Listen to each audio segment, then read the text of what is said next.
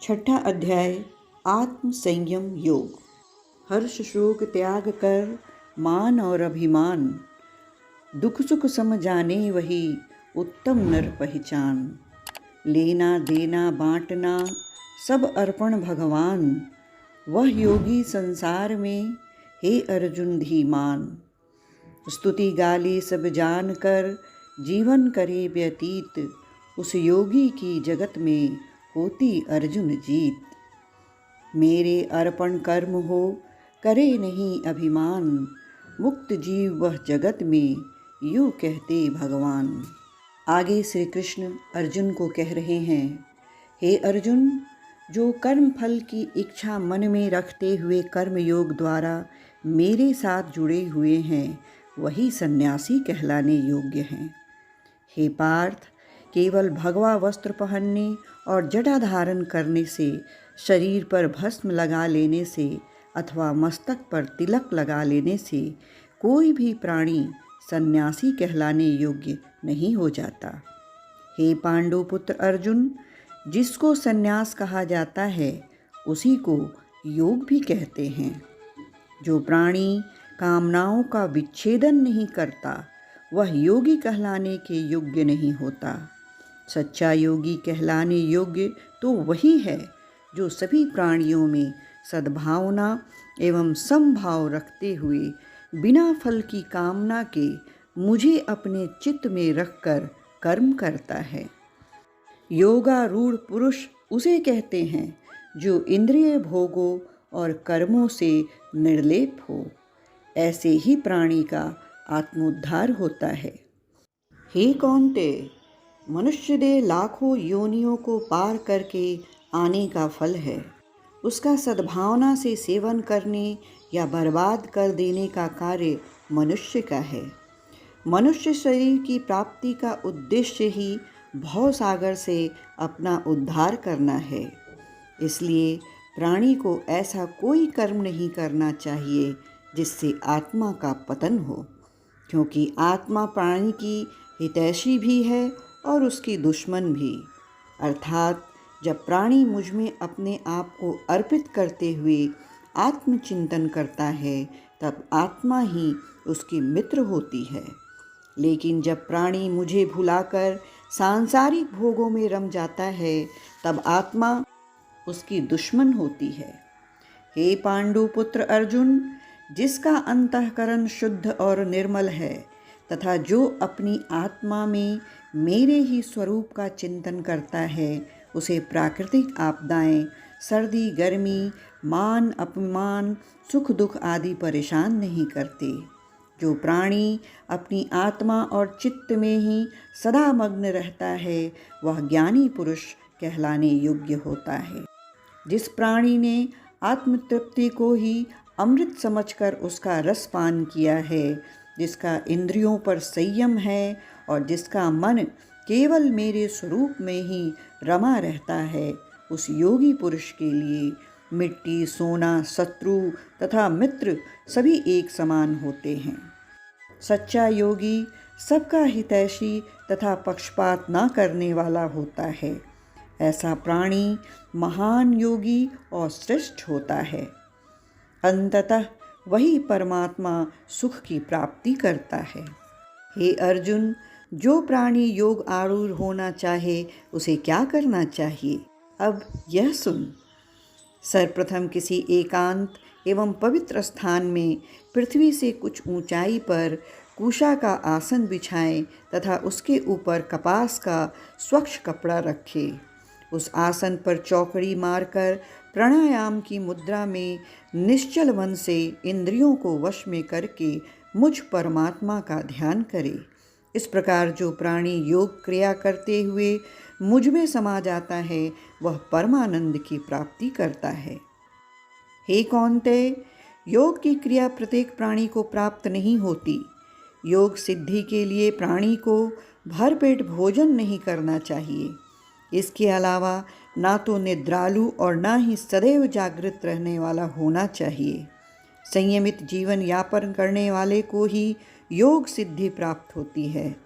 इस प्रकार जिस प्राणी का नित्य प्रति के अभ्यास द्वारा मन स्थिर हो जाता है, वही प्राणी योगी कहलाता है। ऐसे योगी का मन वायुहीन स्थान पर जलते दीपक की लौ की भांति स्थिर हो जाता है। इसलिए योग क्रिया द्वारा सदैव एकांत स्थान पर ही मन को स्थिर करने से प्राणी को मेरे दर्शन का लाभ मिलता है, जिससे उसे आत्मा का आनंद प्राप्त होता है। वह आनंद इंद्रिय सुख से भी अधिक आनंददायक होता है। परमानंद की प्राप्ति होने पर प्राणी उस आनंद से विमुख नहीं होना चाहता। उस आनंद के समक्ष प्राणी को सांसारिक आनंद तुच्छ नजर आते हैं। हे धनंजय, जो प्राणी सदैव आत्मा में नील रहता है, वह सांसारिक दुखों से नहीं घबराता। हे कुंती पुत्र, मन तो चंचल और चलायमान है। एक क्षण एक स्थान पे रहता है, दूसरे ही पल कोसों दूर चला जाता है। अतः सर्वप्रथम मन को स्थिर करने का उपाय जान लो। यदि मन में किसी भी प्रकार की कामना होगी अथवा मन इंद्रियों के वश में होने लगेगा, तो वह फिर कैसे स्थिर रह सकेगा। अतएव मन को स्थिर रखने के लिए मन के किसी भी कोने में कामना नहीं रखनी चाहिए। हे अर्जुन, कामना अथवा वासना के रहने से मन चलायमान और चंचल रहता है।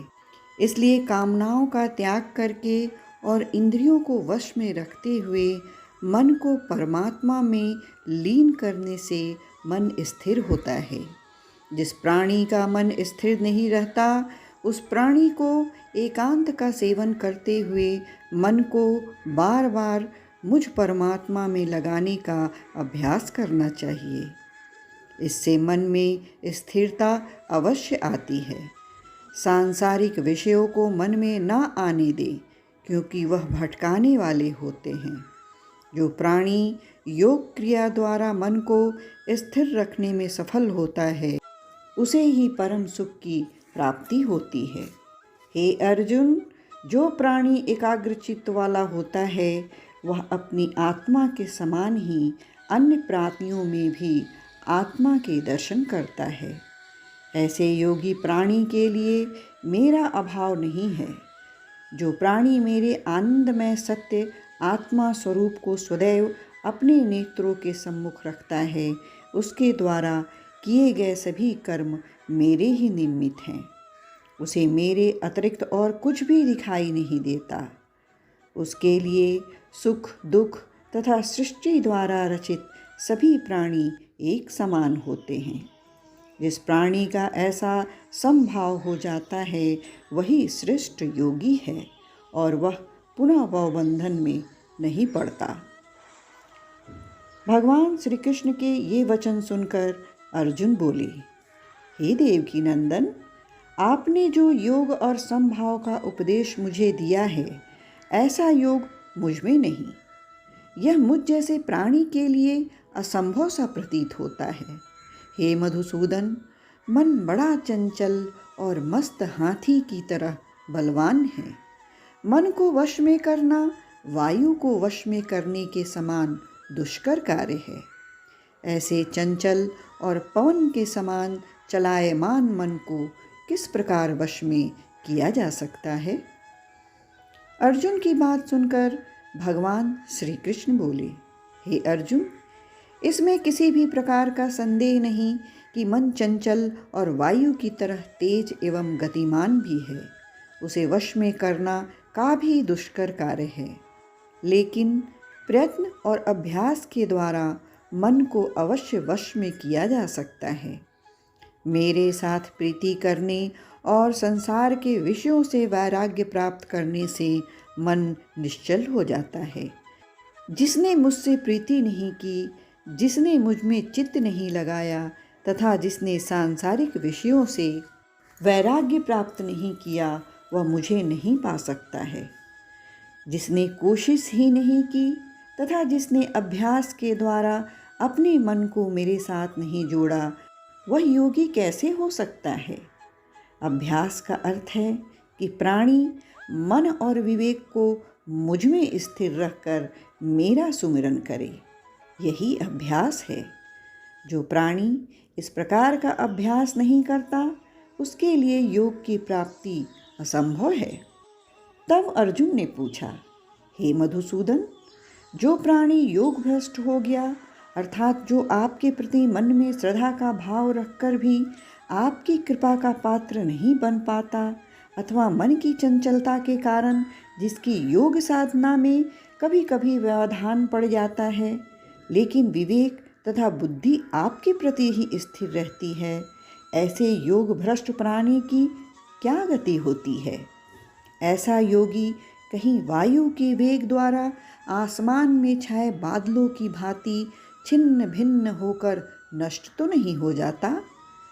हे देवकी नंदन, मेरे मन में उत्पन्न इस संशय का निवारण करने में आप ही समर्थ हैं, इसलिए आप इस संशय को दूर करें। अर्जुन की इस संशय का निवारण करते हुए भगवान श्री कृष्ण बोले, हे अर्जुन, ऐसे योग भ्रष्ट प्राणी के इहलोक और परलोक को तुम कभी भी नष्ट हुआ मत समझो। जिसने एक बार भी मेरा नाम लिया या मेरे सामने नतमस्तक हुआ, उसके लिए मैं सत्य रूप अविनाशी सदा कल्याण रूप हूँ।